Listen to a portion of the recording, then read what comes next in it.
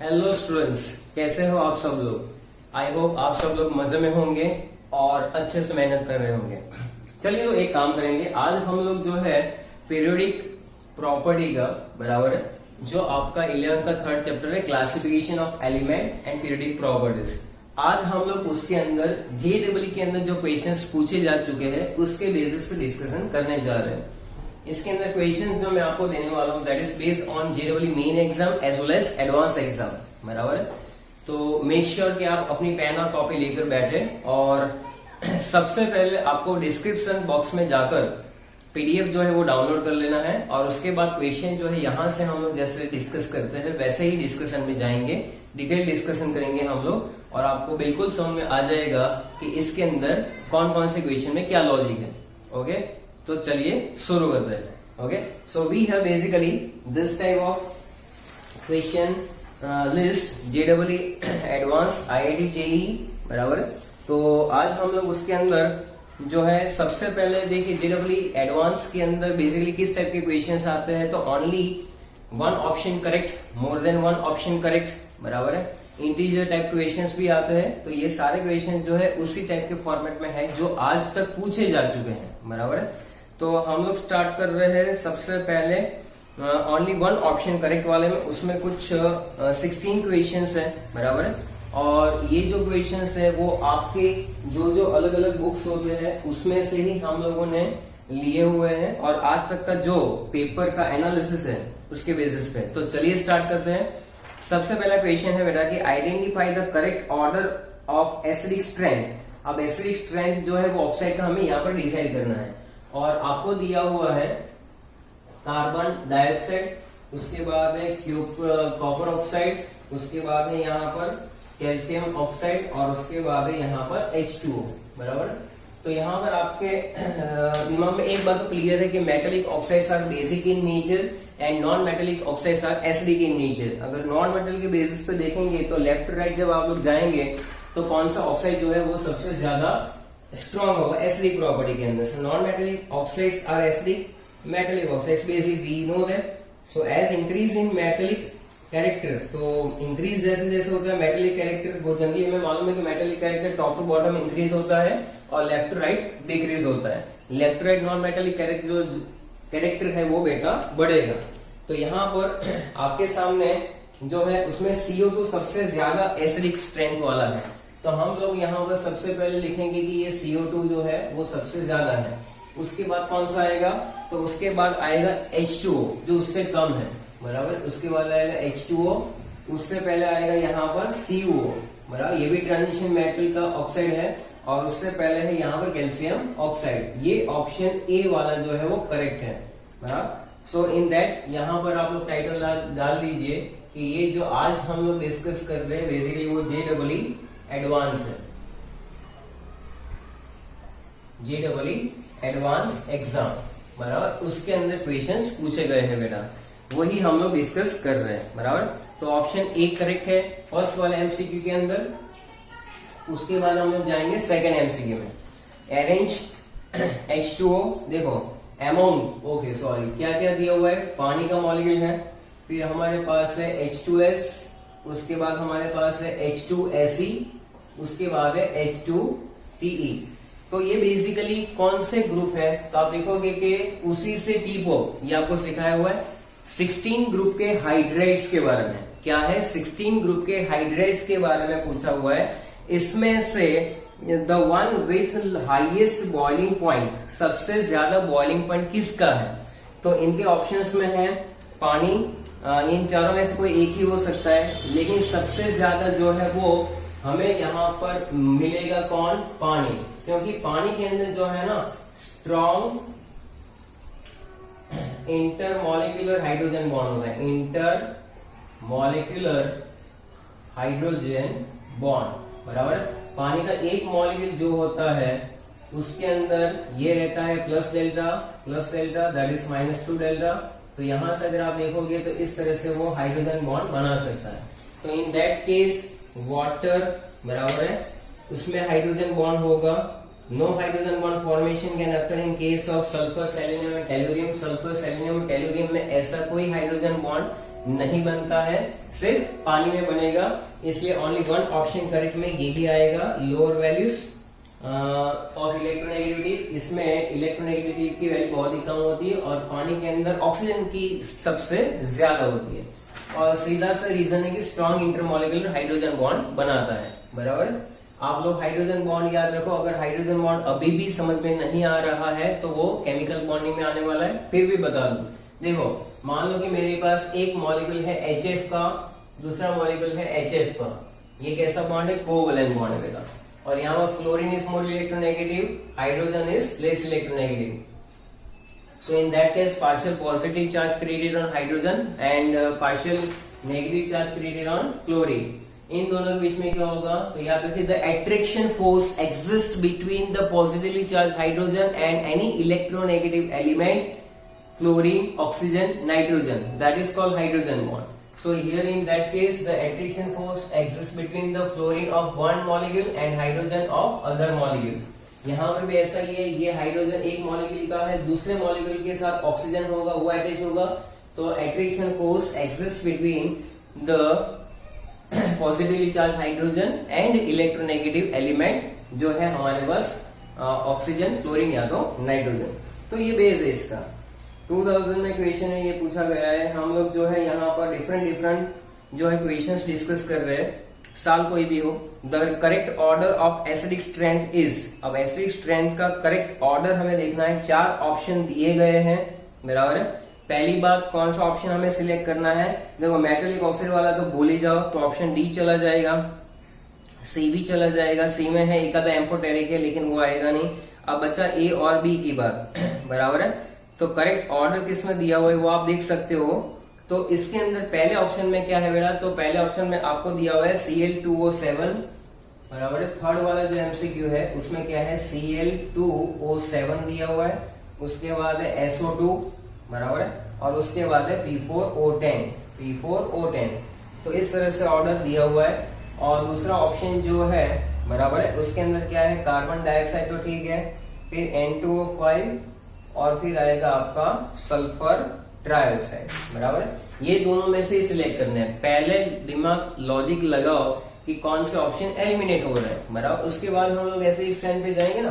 तो यहाँ पर मेटालिक ऑक्साइड जो है वो कैसे होते हैं ये हमें मालूम है कि metallic oxides are basic in nature and non metallic oxides are acidic in nature. तो इन दोनों में से कौन सा सही हो सकता है? तो ऑप्शन ए आप देखेंगे तो पहला ऑप्शन जो है वो ज्यादा प्रेफरेबल है, बिकॉज इन दैट केस आप देख सकते हो कि एसिडिक कैरेक्टर डिक्रीजिंग का जो ऑर्डर है वो परफेक्टली दिया हुआ है। Cl2O7, उसके बाद SO2, उसके बाद P4O10, बराबर। तो यहाँ पर आप देख सकते हो कि क्लोरीन, और एक चीज और याद रखो कि जब क्लोरीन के ऑक्साइड्स होते हैं तो एसिडिक स्ट्रेंथ ज्यादा ही रहेगी। ये तो फिक्स है। ये ऑर्डर गलत है इसलिए ये रॉन्ग है, बराबर। इसमें ऑप्शन ए रहेगा।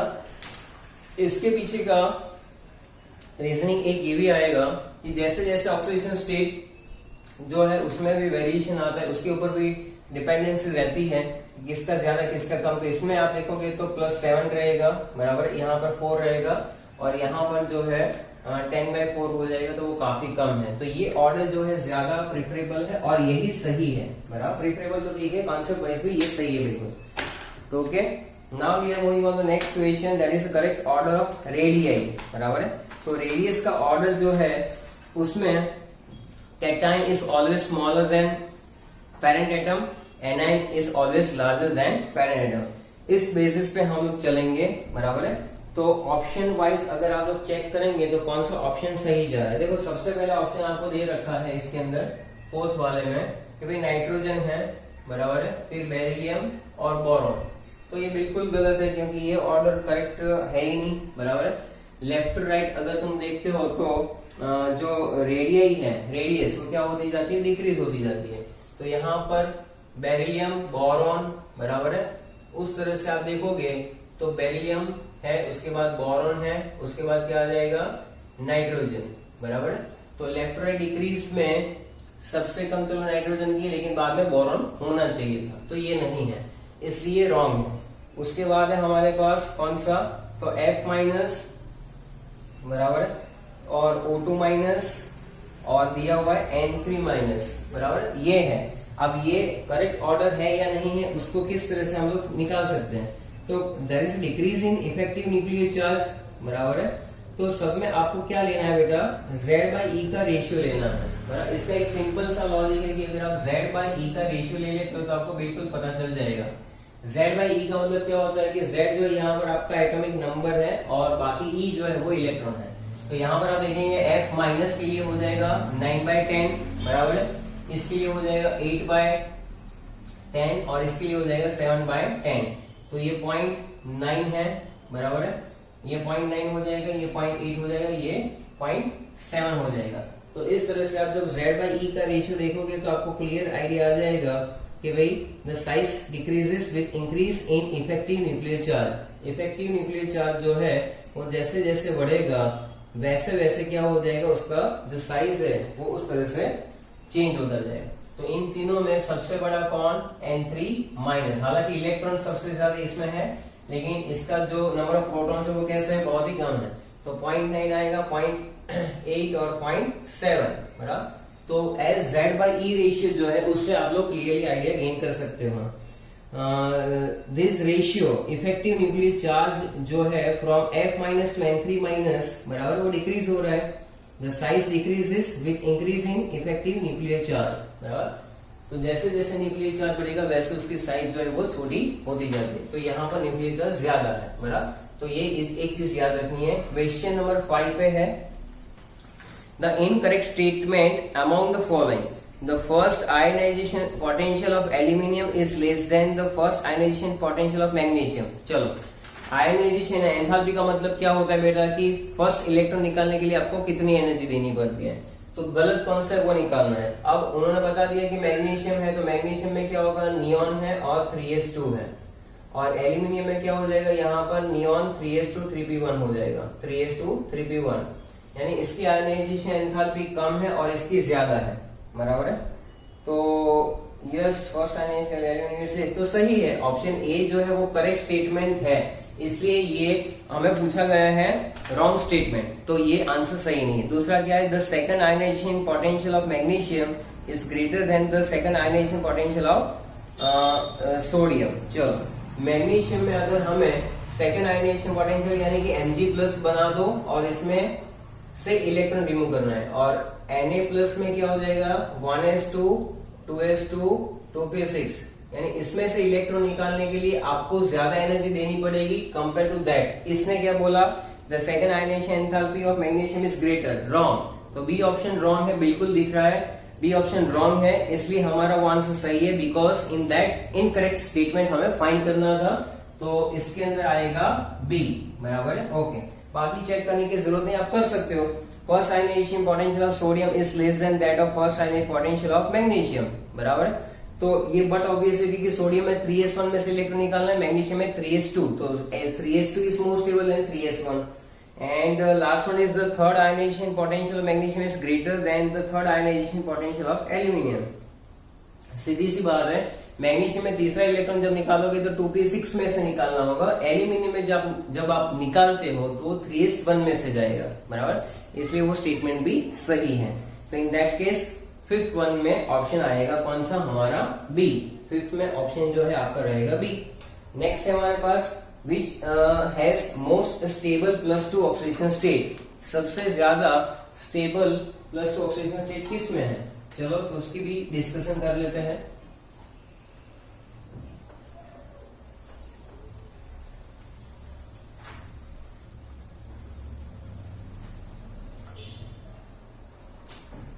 चलिए, तो हमारे सामने जो है अलग अलग ऑप्शन है, बराबर है।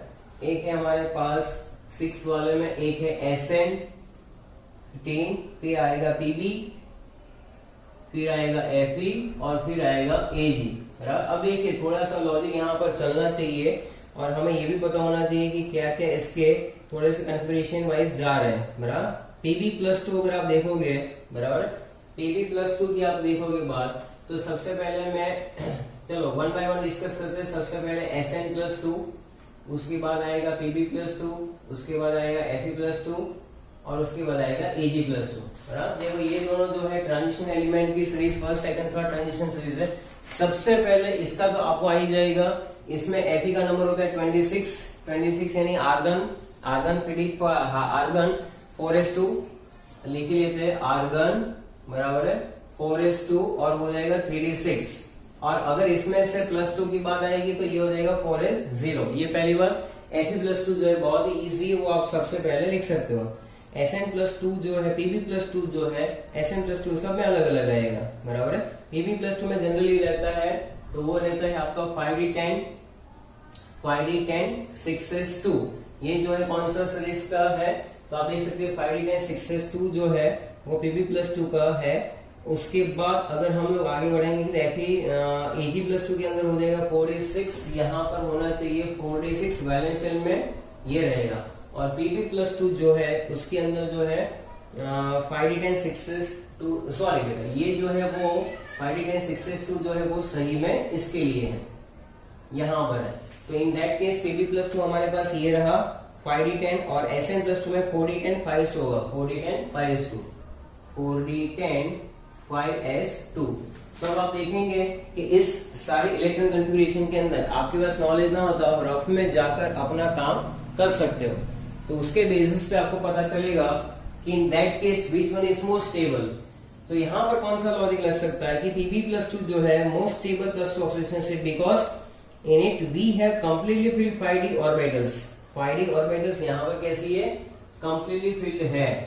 बराबर, तो Pb+2 जो है वो ऑप्शन सही जाएगा। बराबर, इन केस ऑफ Sn+2 भी है stable due to completely filled d orbitals, however Pb+2 is more stable than Sn+2। बराबर, because its larger size। इन दोनों में से Sn की साइज जो है सबसे बड़ी होती है। बराबर, तो उसकी वजह से यहां पर होगा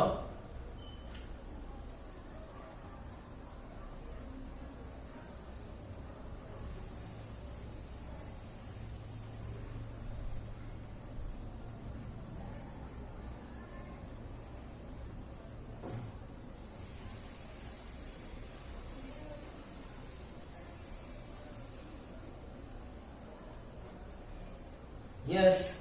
बराबर, काशी गए सब पंजाबी के अंदर हमें क्लियरली पता चल जाएगा कि Pb+2 जो है बराबर उसकी साइज कैसी है बेटा।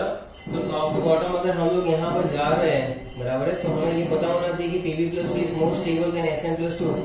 तो Pb+2 जो है वो नीचे जा रहा है तो साइज बड़ी भी हो रही है, और बड़ी साइज की वजह से इसकी स्टेबिलिटी ज्यादा है। एक चीज याद रखना, ये चीज आप पढ़ोगे पी ब्लॉक में भी, बराबर, इसलिए मैंने ग्रुप लिख रहे हो। ये 14 को भी, ये 13 या 16 है। काशी गए सब पंजाबी, क्योंकि कंफ्यूजन हमारा Sn और Pb में था। तो अगर कुछ भी नहीं आता है तो ये भी लॉजिक लगा सकते हो, बहुत ही सिंपल सी बात है कि टॉप टू बॉटम जो है बराबर क्या होता है, साइज इंक्रीज होती है, चाहे एटॉमिक रेडियस हो चाहे आयनिक रेडियस हो। लार्जर साइज की वजह से जब ये Sn+2 बनेगा, जब ये Pb+2 बनेगा, तो Pb+2 is more stable than Sn+2। So that is the logic behind that, we can conclude it. Okay, next question जो है 7th क्वेश्चन, उसके अंदर क्या है, the statement that is not correct for the periodic classification of element. कौन सा गलत है वो ढूंढना है। The properties of elements are the periodic function of the atomic number. कैसा लग रहा है, पीरियोडिक फंक्शन जो है वो एटॉमिक नंबर के बेसिस पे ही था। हाँ बिल्कुल सही है, वाला तो 7th में जो है वो ये तो करेक्ट जा रहा है। बराबर है। दूसरा है non metallic elements are lesser in numbers than metallic elements. सीधी सी बात है कि नॉन मेटल्स कम है, मेटल्स ज्यादा है। The first ionization enthalpy energy of elements along a period do not vary in a regular manner with increase in atomic number. Definitely, क्योंकि वहां पर कभी कभी बीच में वो एक्सेप्शन आ जाता है ड्यू टू इलेक्ट्रॉनिक कॉन्फ़िगरेशन, तो ये भी सही है। For transition elements, the d subcell are filled with electrons monotonically with increasing atomic number। ये जो स्टेटमेंट है वो स्टेटमेंट गलत है। बराबर है, क्योंकि यहाँ पर ट्रांजिशन एलिमेंट के अंदर क्या देखा गया है, ट्रांजिशन एलिमेंट में लास्ट जो डिफरेंशिएटिंग इलेक्ट्रॉन है, लास्ट जो एंट्रिंग है, is accommodated on penultimate d orbitals, यानी कि d orbitals are successfully filled. So the general electron configuration जो है वो यही है। तो ये सही नहीं है, बराबर, यानी 7th में आएगा ऑप्शन डी, बराबर। 8 वाला क्वेश्चन जो है बेटा वहां पर जाएंगे। Among the following elements whose electron configuration are given below, the one having the highest ionization energy। चलो देख लेते हैं। सबसे पहले बात आ रही है यहाँ पर नियॉन 3s2 3p 3 की, बराबर। थोड़ा सा यहाँ पर प्रिंटिंग में कम दिख रहा है। बी में है नियॉन 3s2 सॉरी इसमें 3s2 3p1 है, नियॉन 3s2 3p3 है यहाँ पर। सी ऑप्शन में है यहाँ पर नियॉन, उसके बाद है 3s2 3p2, बराबर है। अब देखो P3 की तो हाईएस्ट लगी रही है, पहले से यहाँ पर इतना तो लॉजिक क्लियर हो जाता है कि P3 जो है ज्यादा स्टेबल होती है हाफ फिल ऑर्बिटल। अभी भी हम लोग चेक करेंगे कि क्या हो रहा है। डी में है नियॉन 3d10 नियॉन 3d10 और हो जाएगा 4s2 4p3। तो हमें इन दोनों में से निकालना है कि 4p3 या 3p3 कौन सा सही है। हाईएस्ट पूछा गया है आपको, हाईएस्ट आयनाइजेशन एंथैल्पी, यानी कि इलेक्ट्रॉन रिमूव करने के लिए हमें ज्यादा एनर्जी किस में देनी पड़ेगी। तो आप देख लो बी और डी में से क्या आ सकता है, बहुत ही सिंपल है ये वाला। बी और डी में से क्या आ सकता है, बहुत ही सिंपल है लॉजिक, बी आएगा ना, क्योंकि हाफ फिल है तो दोनों में है, बराबर। But as down the group ionization energy decreases, बराबर। तो इसका मतलब क्या आयनाइजेशन एनर्जी जो बी की कैसे होगी, सबसे ज्यादा, क्योंकि NH23 NH23 दोनों में है। Top to bottom ionization energy क्या हो जाती है, डिक्रीज हो जाती है। तो इसका मतलब है कि B option is correct, B option is correct, बराबर। और अगर इसको ही देखा जाए तो ये कौन सा होगा, 1s2 2s2 2p3 neon 3s2 3p3 और ये दोनों एलिमेंट की बात कर रहे हैं, बराबर है। ये 7 है तो 1s2 2s2 4 हो जाएगा और उसके बाद 2p3। तो फास्फोरस आर्सेनिक एलिमेंट की बात चल रही है। तो बी जो है, बराबर है, उसकी हाईएस्ट होगी, इसकी कम होगी, क्योंकि इसके अंदर when you move from top to bottom the ionization enthalpy will be decreases। Great। next है 9th वाला, which one of the following is the smallest in size। सबसे छोटू सा कौन सा है, 9th वाले में पूछा है सबसे छोटू सा कौन सा है। तो उन्होंने बता दिया है कि भाई N3 minus O2 minus F minus Na plus, बराबर। अब देखो cation is always smaller than the parent atom, anion is always larger than the parent atom. तो 9th वाले में कुछ बोलने जैसा है ही नहीं, 9th वाले में डी ही आएगा ना, क्योंकि डी जो है वो कैटायन है, कैटायन छोटा होता है भाई, एनायन बड़ा रहता है। इसी तरह से आगे क्वेश्चन है 10th, which one of the following is the strongest base, बराबर। अब बेस कौन सा स्ट्रॉन्ग है, सब ध्यान से देखो बेटा। यहाँ पर उन्होंने जो हाइड्रेट्स दिए हैं वो दिए हुए, ये ग्रुप नंबर आपका जो है यहाँ पर, सॉरी ये nitrogen phosphorus arsenic aluminium bismuth, बराबर है। तो ये ग्रुप आपका 15 ग्रुप है, 15 ग्रुप है, बराबर है। ये 14 ग्रुप हो जाएगा, ये 16 हो जाएगा। तो नपास सभी वाले में, बराबर। 13 ग्रुप बोरॉन वाला था। आगे जो मैंने एक जगह आपको बताया वो बाई चांस गलती होगी वहां पर। ये जो है 15 ग्रुप के एलिमेंट्स है, नपास सभी। चलो अब यहाँ पर जो है उसमें क्या आएगा, तो सबसे पहली बात उन्होंने पूछा 10th वाले क्वेश्चन में क्या पूछा हुआ है कि which one of the following is the strongest base, बराबर है। तो देखो NH3, बराबर है, PH3 ASH3 SPH3 और BIH3, ये रहता है ऑर्डर जनरली, बराबर है। ये ऑर्डर किसका है, तो मैंने ये जो ऑर्डर लिखा हुआ है वो बेसिकली किसका ऑर्डर है, तो यहाँ पर हमारे सामने जो ऑर्डर है वो बेसिक सिटी का ही ऑर्डर है। क्योंकि देखो एक तो ये लॉन्डर ऑफ इलेक्ट्रॉन सबके ऊपर है यहाँ पर, लेकिन नाइट्रोजन के ऊपर क्या है कि नाइट्रोजन की एटॉमिक साइज छोटी होने की वजह से उसकी इलेक्ट्रॉन डेंसिटी ज्यादा होती है, और ये जो लॉन्डर ऑफ इलेक्ट्रॉन है डोनेट इजिली कर पाता है, तो बेसिक कैरेक्टर में ये सबसे ज्यादा है। फिर एटॉमिक साइज बढ़ने लगती है तो बेसिक कैरेक्टर उसका थोड़ा सा कम होने लगता है। Due to this B option is the correct answer, यानी कि बी जो है वो दिया हुआ है NH3, दैट इज करेक्ट, बराबर। फिर यहाँ पर आगे हम लोग डिस्कशन में जा रहे हैं, that is all about next question, that is question number 11, बराबर। तो क्वेश्चन नंबर 11 जो है उसके अंदर क्या पूछा गया है, फर्स्ट आयनाइजेशन पोटेंशियल ऑफ, देखो बहुत ही सिंपल है, सोडियम दे दिया है आपको Na, बराबर है, फिर मैग्नीशियम, उसके बाद एल्यूमिनियम और ये सिलिकॉन, बराबर है। 11, 12, 13, 14 आपको देना है आयनाइजेशन पोटेंशियल का सही ऑर्डर, ये खुद ही कर सकते हो। क्वेश्चन नंबर है ये आपका 11, बराबर है, ये आप खुद करो बेटा, मुझे यकीन है कि आप खुद कर सकते हो। तो इसमें कौन सा आंसर आएगा, which one is the correct answer, बताओ मुझे।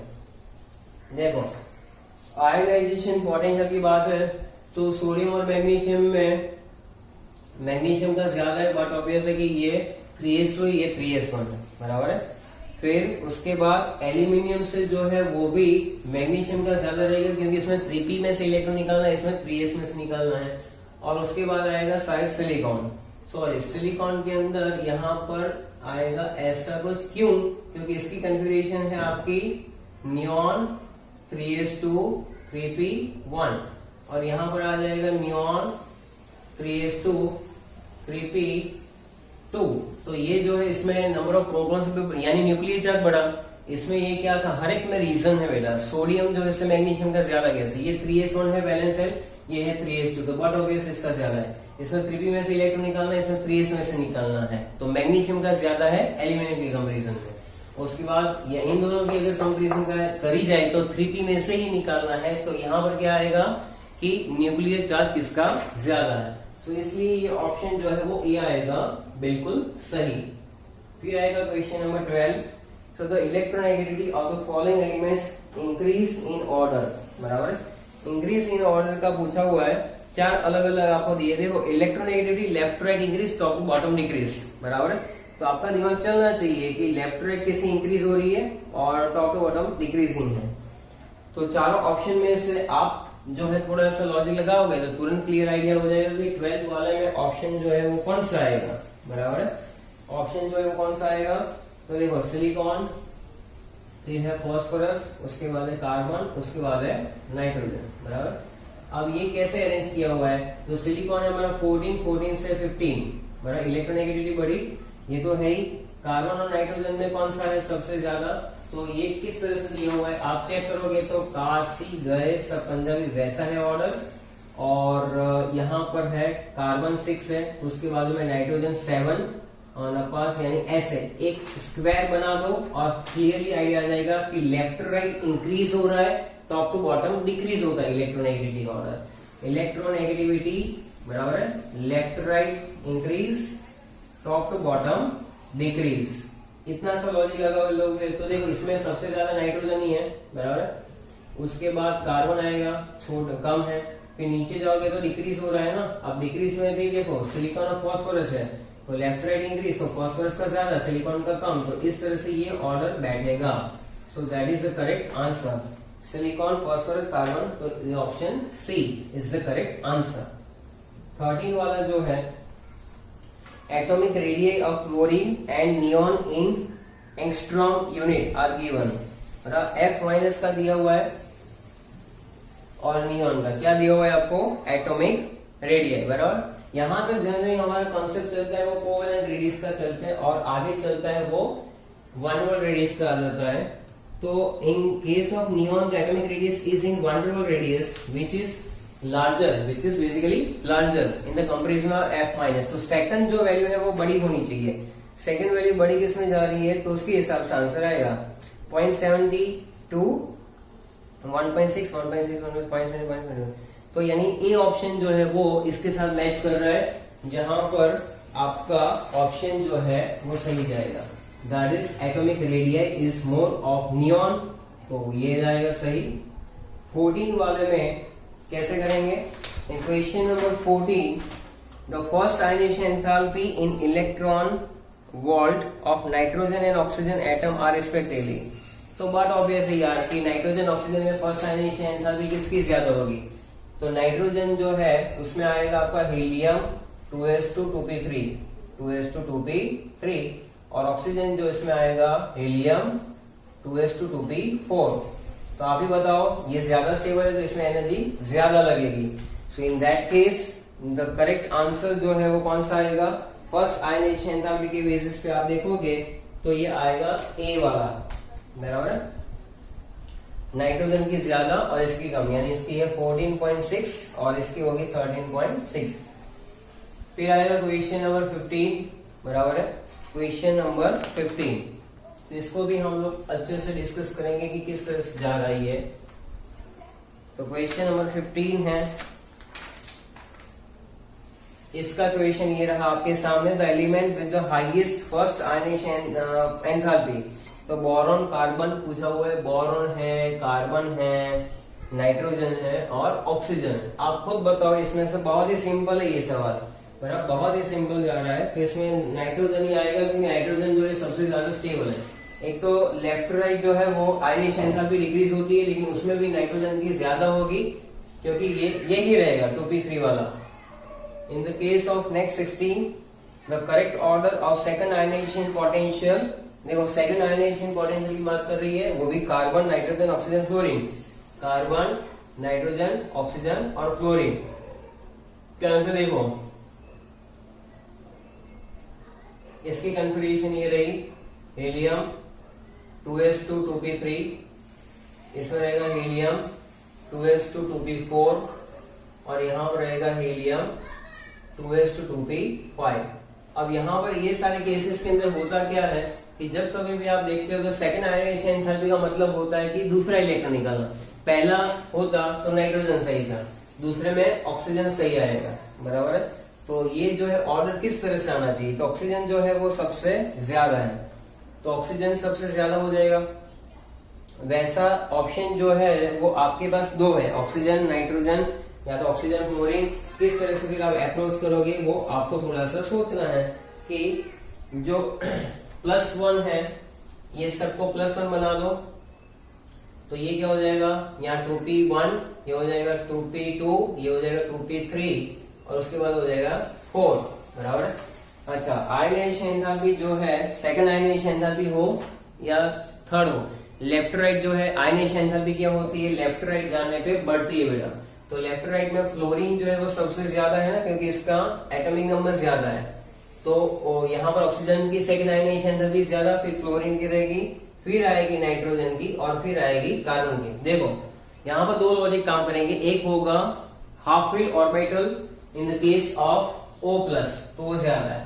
सेकंड जब आप कंपेरिजन करोगे N+ और F+ में, तो इसमें क्या होगा, इफेक्टिव न्यूक्लियर ज्यादा है, इसलिए इसमें से इलेक्ट्रॉन निकालना मुश्किल होगा इसकी कंपैरिजन में। तो F आएगा, फिर नाइट्रोजन, फिर कार्बन। तो that is option C is the correct answer. In that case option C is the correct answer. तो आज हमने यहाँ पर ये जो क्वेश्चंस किए हुए वो बेसिकली 1 ऑप्शन करेक्ट है।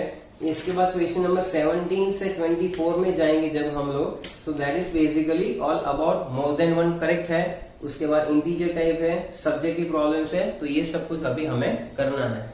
तो आई होप कि आपने ये एंजॉय किया होगा सेशन, और यहाँ तक जो हमने पढ़ा हुआ है उसको अच्छे से सॉल्व कीजिए और अच्छे से इसको लर्न कीजिए। Thank you very much.